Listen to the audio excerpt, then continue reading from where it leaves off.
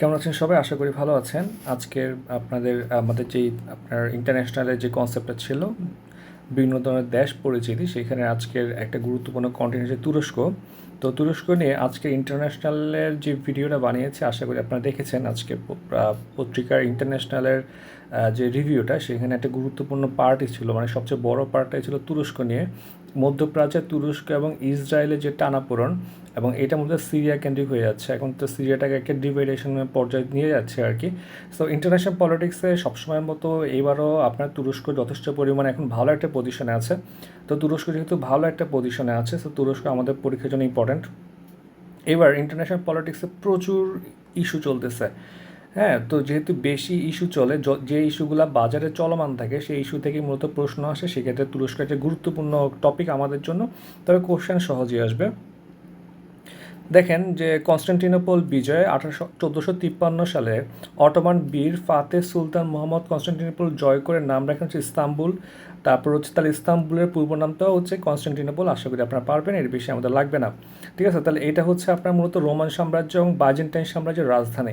So যদি বলে যে ইস্তাম্বুলের পূর্ব নাম কি, তারপর বাইজেন্টাইন সাম্রাজ্যের পূর্ব নাম কি, তাহলে উত্তর হবে কনস্টান্টিনোপল। এখন দেখেন অটোমান সাম্রাজ্যের পতন দ্বিতীয় বিশ্বযুদ্ধের পরে 1922 সালে। তাহলে 1922 সালে তুরস্কের অটোমান সাম্রাজ্যের পতন হয়।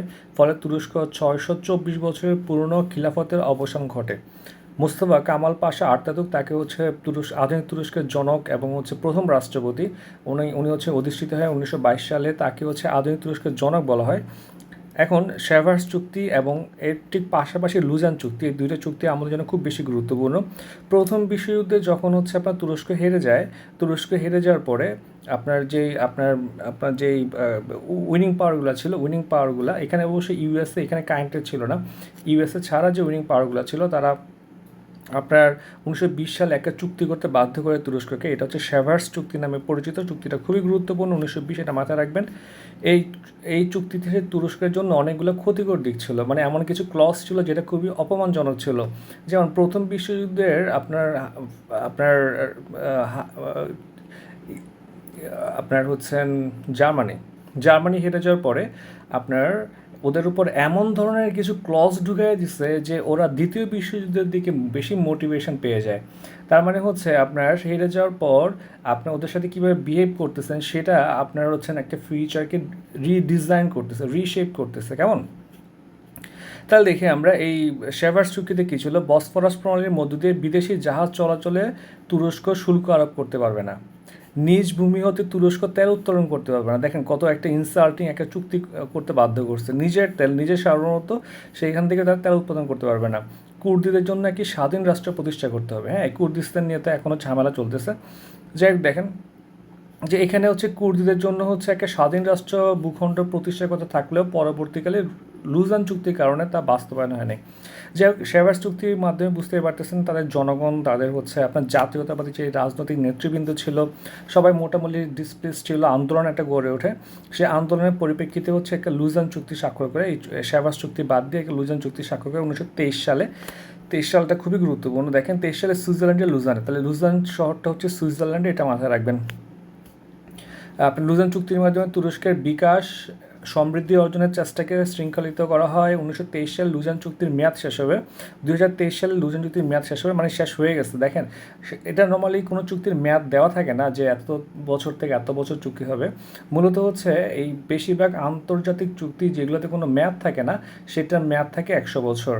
সো যেহেতু হচ্ছে 1923 সালে একটা চুক্তি হয়েছিল, তাহলে তার 100 বছর, মানে 2023 সালে লুজান চুক্তির মেয়াদ শেষ হয়ে গেছে। দেখেন, এই চুক্তির অনুযায়ী হচ্ছে তুরস্কের আধুনিক রাষ্ট্রের সীমানা স্বীকৃতি দেওয়া হবে। মিত্রশক্তি তুরস্কের সশস্ত্র বাহিনীর উপর কোনো নিয়ন্ত্রণ চাপাবে না। মিত্ররা তাদের তুরস্কের কুর্দিস্তানের স্বায়ত্তশাসনের দাবি পরিত্যাগ করবে। তুরস্ককে এজিয়ান সাগরের অনেক দ্বীপপুঞ্জ গ্রিসের হাতে ছেড়ে দিতে হবে। গ্রিস তার আগের আরব প্রদেশগুলোর উপর কোনো দাবি জানাবে না। সাইপ্রাসের ব্রিটিশদের দখল এবং আপনার ডোডেকানিস দ্বীপপুঞ্জের উপর ইতালীয় অধিকারকে স্বীকৃতি দেবে, লাগবে না এটা। আমাদের তুরস্ক আর্মেনিয়া স্বত্বত্যাগ করবে, এটা আমাদের এটা প্রয়োজন নাই। এই জন্য দেখবেন যখন আর্মেনিয়া আজারবাইজানের মধ্যে গ্যাঞ্জাম লাগে, তখন তুরস্ক কোনো না কোনোভাবে ইনভলভ হয়ে যায়। ওই লুজান চুক্তি বাতিল হওয়ার পরে, অর্থাৎ 2023 সালে একটা বিশাল সমাবেশ করে। জুরান চুক্তি বাতিল সাপেক্ষে আর কি। তখন হচ্ছে তুরস্ক আরও বেশি আপনার প্রত্যয়ী ছিল, কিছুটা আগ্রাসী ছিল। সো আপনার তুরস্কের যে একটা একটা আপনার হিস্টোরিক্যাল আপনার ওয়ার জোন আছে আর্মেনিয়ার সাথে, আরেকটা আছে হচ্ছে গ্রিসের সাথে। ওরা কিন্তু এখন খুব বেশি, যেহেতু তুরস্ক ওই দুটো দেশের চেয়ে অনেক বেশি শক্তিশালী, সো এখনও বেশি অ্যাগ্রেসিভনেস দেখাচ্ছে। ইনোসিসটা হচ্ছে আমাদের দরকার নেই। দেখেন সাইপ্রাসকে গ্রিসের সাথে যুক্তকরণের আন্দোলনের নাম হচ্ছে ইনোসিস, এটা পড়ার প্রয়োজন যে একটু পড়েন তাইলে হবে। যাই হোক, দেখেন অন্যান্য দেখি আমরা। প্রাচীন তুরস্ক সভ্যতার কেন্দ্রে ছিল আনাতোলিয়া, ঠিক আছে। আনাতোলিয়া হচ্ছে প্রাচীন তুরস্ক সভ্যতার কেন্দ্রে ছিল। বিখ্যাত অটোমান সাম্রাজ্যের কেন্দ্র ছিল তুরস্ক। এখন দেখেন বিখ্যাত ট্রয় নগরী হচ্ছে তুরস্কে, এটা 45-এ আসছে ট্রয়, ঠিক আছে। হেলেন অফ ট্রয় মুভিটা সবাই তো দেখতে মনে হয়, হেলেন অফ ট্রয় দেখে নেবেন, মুভিটা খুব সুন্দর হয়েছে। এশিয়া এবং ইউরোপ দুইটি মহাদেশে পড়ছে তুরস্কের ইস্তাম্বুল শহরটা, ঠিক আছে। তাহলে ইস্তাম্বুল হচ্ছে এশিয়া এবং ইউরোপের মধ্যে পড়ছে। এটাকে বলে ইউরেশিয়ান আপনার নগর বলে বা ইউরেশিয়ান শহর বলা হয় এটাকে, মানে ইউরোপ এবং এশিয়া। ইস্তাম্বুলের পূর্ব নাম হচ্ছে কনস্টান্টিনোপল। ওকে, এটা পড়ে ফেলছি আমরা। এখন দেখেন কুর্দিস্তান স্বাধীন রাষ্ট্র নয়, বাট এটা হচ্ছে স্বাধীন হওয়ার জন্য হচ্ছে যথেষ্ট পরিমাণ ফাইট করতেছে। এখন দেখেন যে কুর্দি হচ্ছে মধ্যপ্রাচ্যের একটি নৃতাত্ত্বিক জনগোষ্ঠী। 1970-এর দশকে কুর্দিস্তানের এলাকা নিয়ে একটি স্বাধীন সার্বভৌম রাষ্ট্র প্রতিষ্ঠার জন্য ওরা হচ্ছে ফাইট করে যাচ্ছে। এটা হচ্ছে পিকেকে, ওরা একটা কুর্দি ভাষায় পিকেকে, এটা একটা আপনার একটা সংগঠন ছিল যারা স্বাধীনতার জন্য যুদ্ধ করতো। পিকেকে যেটা সাম্প্রতিক সময়ে আপনার তুরস্কের সাথে একটা শান্তি চুক্তি করে ফেলছে, কিন্তু এটা অলরেডি এক্সিকিউশনে চলে গেছে। যাই হোক, দেখেন এটা রাজধানী হচ্ছে অ্যারাবিল। তো কুর্দিস্তান নিয়ে খুব একটা কিছু পরীক্ষা আসবে না আশা করি। সিরিয়ার আফরিনে কুর্দি বিদ্রোহ দমনের উদ্দেশ্যে তুরস্ক কর্তৃক পরিচালিত অভিযানের নাম হচ্ছে অপারেশন অলিভ ব্রাঞ্চ। এটা আপনার যেহেতু চুক্তি হয়ে গেছে, এটা আসার জন্য গুরুত্বপূর্ণ না। এখন দেখেন মধ্য এশিয়ার দেশগুলো হচ্ছে মূলত 5টা, আর সবগুলোর পিছনে হচ্ছে স্থান আছে। তাহলে এই 5টা দেশই কিন্তু আপনার রাশিয়া থেকে আপনার সোভিয়েত ইউনিয়ন ভাঙার কারণে ওরা হচ্ছে আপনার স্বাধীনতা লাভ করে। দেখেন কাজাকস্তান, কিরগিজস্তান, আজারবাইজান আছে যদিও এটা এখানে। যাক, দেখেন তাহলে এখানে মোট 5টা দেশ থাকবে, এখানে যদিও ফুল দেয় না বইটার মধ্যে।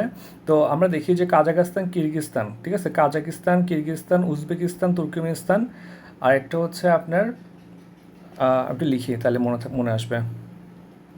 তাহলে কাজাকস্তান, কিরগিজস্তান, তাজিকিস্তান, তারপর হচ্ছে উজবেকিস্তান, এবং আরেকটা হচ্ছে আপনার সরি আমার ঠিক এই মুহূর্তে খেয়াল আসতেছে না। দেখি, কাজাকস্তান হচ্ছে আপনার সবচেয়ে বড় মুসলিম দেশ, এটা আয়তনের সবচেয়ে বড়, মধ্যপ্রাচ্যের সবচেয়ে বড় মুসলিম হচ্ছে কাজাকস্তান, এটা পরীক্ষায় আসে। কাজাকস্তানের আপনার রাজধানী হচ্ছে নূর সুলতান। যদি এটা চেঞ্জ হয়েছে, হ্যাঁ, এর পূর্ব নাম ছিল আস্তানা, না মূলত হচ্ছে বর্তমান নামটা আবার চেঞ্জ করে আস্তানাই করা হয়েছে। এখন পরীক্ষায় যদি আস্তানা থাকে, নূরে সুলতান থাকে, দাগাবেন আস্তানা। আর যদি আস্তানা না থাকে, যদি নূরে সুলতান থাকে, তাহলে অবশ্যই নূরে সুলতান দাগাবেন, ঠিক আছে। কিরগিজস্তান, দেখেন কিরগিজস্তানে টিউলিপ বিপ্লব হয়, ঠিক আছে। তাহলে কিরগিজস্তানে হচ্ছে টিউলিপ বিপ্লব হয় 2005 সালে। কিরগিজস্তানের সংসদ নির্বাচনে প্রেসিডেন্ট, এগুলো আমাদের ডিটেলস লাগবে না আর কি, এটা মাথায় রাখবেন। কিরগিজস্তানে হচ্ছে টিউলিপ বিপ্লব হয় 2005 সালে। এখন দেখেন খুব সিম্পলি, বিপ্লব যেহেতু বাংলাদেশে একটা মনসুন বিপ্লব হয়েছে, যেটা নামকরণ করছে হচ্ছে ইউনুস। তো এই মনসুন বিপ্লব যেহেতু হয়েছে সাম্প্রতিক সময়ে, বিশ্বের আদার যে বিপ্লবগুলো আছে সবগুলো বিপ্লব হচ্ছে আমাদের জন্য গুরুত্বপূর্ণ, কেমন? আচ্ছা, বাকিগুলো একটু বলে রাখি। যেমন কাজাকস্তানের রাজধানী হচ্ছে নূরে সুলতান, কিরগিজস্তান হচ্ছে আপনার বিশকেক, রাজধানী হচ্ছে বিশকেক। এর পাশাপাশি হচ্ছে আশাখাবাদ হচ্ছে তুর্কিমিনিস্তানের রাজধানী, ঠিক আছে। তাহলে তুর্কিমিনিস্তানের রাজধানী হচ্ছে আশাখাবাদ। উজবেকিস্তানের রাজধানী হচ্ছে আপনার তাশকন্দ। এই তাশকন্দে হচ্ছে ভারত পাকিস্তান যেই যুদ্ধ হয়, সেই যুদ্ধের পরবর্তী সময় একটা সন্ধি হয়, সেই সন্ধিটা হচ্ছে 1966 সালের আপনার 10 জানুয়ারি এই তাশকন্দে হয়, ঠিক আছে। আরেকটা দেশের নামও খুব ইজি, এই মুহূর্তে আর মাথায় আসতেছে না, সরি ফর দ্যাট। যাক, আজারবাইজান দেখি আমরা, যদি ওগুলো এত বেশি গুরুত্বপূর্ণ না। আজারবাইজানের মধ্যকার আপনার বিবদমান সিটমহল হচ্ছে নাগর্নো কারাবাখ। এটা নিয়ে যথেষ্ট মারামারি লাগে দুইটা দেশই। সাম্প্রতিক এটা পরীক্ষার জন্য খুবই গুরুত্বপূর্ণ, এই জন্য গুরুত্বপূর্ণ। দেখেন সাম্প্রতিক সময়ে আজারবাইজান এবং আর্মেনিয়া যুক্তরাষ্ট্র, ওদের রাষ্ট্রপ্রধানদ্বয় হচ্ছে যুক্তরাষ্ট্রে যায়, ইউএসএ গিয়ে একটা শান্তি চুক্তি করে, এবং দুইটা দেশের রাষ্ট্রপ্রধানই বলে যে অবশ্যই ট্রাম্পের নোবেল পুরস্কার পাওয়া উচিত। তো যেহেতু তাদের মধ্যে একটা শান্তি চুক্তি হয়েছে, এবং এটা এই জন্য এই 47 কিংবা হচ্ছে আপনার 49 বা 50 বিসিএস, এই সমসাময়িক মানে আগামী 1-1.5 বছরের মধ্যে যতগুলা বিসিএস হবে সেগুলোর জন্য এই নাগার্নো কারাবাখটা খুবই ইম্পর্টেন্ট এবং এটা রিপিটেড হতে পারে আর কি। দেখি, দ্য ল্যান্ড অফ ফ্লেম বা ফায়ার নামে পরিচিত হচ্ছে আজারবাইজান, এটা হচ্ছে পরীক্ষার জন্য গুরুত্বপূর্ণ। তাহলে দেখেন আমরা যদি একটু মোটা দাগে দেখি, তুরস্ক আমার জন্য খুবই গুরুত্বপূর্ণ। কেমন? কারণ তুরস্ক আপনার জিওগ্রাফিক্যালি খুব ভালো এবং হচ্ছে ওরা আপনার ন্যাটো সদস্য। তো ন্যাটো সদস্য হওয়ার কারণে ওরা যথেষ্ট পাওয়ার এক্সারসাইজ করে, ওদের হচ্ছে ইউএস থেকে যথেষ্ট আর্মস পায় এবং হচ্ছে বর্তমান মুসলিম বিশ্বে কিন্তু যথেষ্ট পরিমাণ আপনার পাওয়ারফুল একটা কান্ট্রি হচ্ছে তুরস্ক। এবং সাম্প্রতিক সময়ে সিরিয়ার যে আপনার বাশারের পতন হয়েছে, এই সিরিয়ার বাশারের পতনের অন্যতম একটা বড় অনুঘটক ছিল হচ্ছে তুরস্ক। এখন এই সিরিয়াতে হচ্ছে আবার দুইটা দেশ খুবই বেশি আপনার মাথা ঘামাচ্ছে, একটা ইসরায়েল, একটা হচ্ছে আপনার তুরস্ক। তো ইসরায়েল কেন ঘামাচ্ছে? ইসরায়েল সিরিয়ার কিছুটা গোলান মালভূমি দখল করে রাখছে এবং সেখানে 5 বছর কন্ট্রোলে রাখতে যাচ্ছে ইসরায়েল।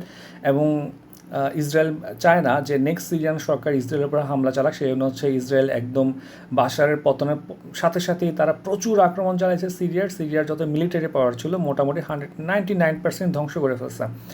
আর তুরস্ক যেটা যে আপনার বাশারের অ্যাগেনস্টে ছিল, তুরস্ক যখন বাশারকে হঠাৎ আপনার সফল হয়েছে, এখন তুরস্ক যাচ্ছে সিরিয়াতে একটা স্টেবল গভর্নমেন্ট ক্রিয়েট করতে, যেটা হচ্ছে তুরস্ক কন্ট্রোল করতে পারবে। বাট ইসরায়েল যাচ্ছে স্টেবল গভর্নমেন্ট, ইসরায়েল চাচ্ছে ইসরায়েলের প্রতি আপনার থ্রেট হবে না এমন একটা গভর্নমেন্ট চাচ্ছে, যেটা আসলে সম্ভব না। আবার সাম্প্রতিক সময় দ্রুজ একটা জনগোষ্ঠী আছে, দ্রুজদের নিয়ে হচ্ছে আপনার ইসরায়েল এবং তুরস্কের মধ্যে একটা গ্যাঞ্জাম শুরু হয়। ইসরায়েলের দ্রুজদের একটা যথেষ্ট পরিমাণ কন্ট্রিবিউশন আছে এবং ইসরায়েলি আপনার যে সেনাবাহিনী সেখানে দ্রুজ সম্প্রদায় অনেক বেশি আছে, প্রায় 1.5 থেকে 2 লাখ বা 3 লাখের মতো আপনার দ্রুজ আছে। তো সব মিলে হচ্ছে ইসরায়েল চাচ্ছে যে দ্রুজদেরকে আপনার নিরাপত্তা দিতে কিংবা হচ্ছে এই দ্রুজদেরকে দিয়ে সিরিয়াতে একটা গ্যাঞ্জাম লাগায় রাখতে। আর তুরস্ক যাচ্ছে যে কোনোভাবেই হচ্ছে ইসরায়েলকে এখানে মাথাঘামাটি দেওয়া যাবে না, কারণ অ্যাট লাস্ট যদি আপনার যুদ্ধ হয় যে ইসরায়েল ভার্সেস তুরস্ক নিয়ে যদি হচ্ছে আপনার গ্যাঞ্জাম লাগে সিরিয়ার মধ্যে, ইউএসএ সবসময় সাপোর্ট দিবে হচ্ছে কাকে? আপনার ইসরায়েলকে সাপোর্ট দিবে। অলরেডি হচ্ছে আপনার তুরস্ক পুরোপুরি সাপোর্ট দিয়ে আছে সিরিয়ান সরকারকে এবং ইসরায়েল সরাসরি সিরিয়া সরকারের উপর হামলা চালাচ্ছে, মানে ইসরায়েল সরাসরি তুরস্কের উপর হামলা চালাচ্ছে। তো এই ক্ষেত্রে ইউএসএ সবচেয়ে ঝামেলায় আছে, কারণ হচ্ছে তুরস্ক তাদের একটা মিত্রই বলা যায়, এর পাশাপাশি ন্যাটো সদস্য, ওদিকে হচ্ছে ইসরায়েল তার ছোটো ভাই। সো ইসরায়েলকে ইউএসএ অলরেডি বলছে যে ইসরায়েল যাতে তুরস্কের সাথে একটা ব্যালেন্স সম্পর্ক মেনটেন করে সিরিয়া ভিত্তিক একটা পররাষ্ট্রনীতি আপনার ফর্মুলেট করে, যদি ইসরায়েল হচ্ছে এসব ব্যাপারে মাথা ঘামাচ্ছে না। সো এই পরিবর্তিত সময়ে আপনার এই জন্য তুরস্ক খুব বেশি গুরুত্বপূর্ণ। আপনার মধ্য এশিয়ার 5টা দেশ আছে, 5টা দেশের মধ্যে 4টা দেশ আমরা পড়লাম। এখান থেকে আপনি জাস্ট পড়তে পারেন রাজধানী, এগুলো পড়লেই হবে, আর তেমন কিছু কি পড়ার প্রয়োজন নাই, এখানে তেমন কিছু ইম্পর্টেন্ট না। এছাড়া আমরা নেক্সটে পড়বো হচ্ছে ইউরোপের পরে মোটামুটি আপনার আফ্রিকা একদিন শেষ হয়ে যাবে। সবাইকে অসংখ্য ধন্যবাদ আছে ক্লাসটা করার জন্য। আশা করি নেক্সট ক্লাসে আবার দেখা হবে।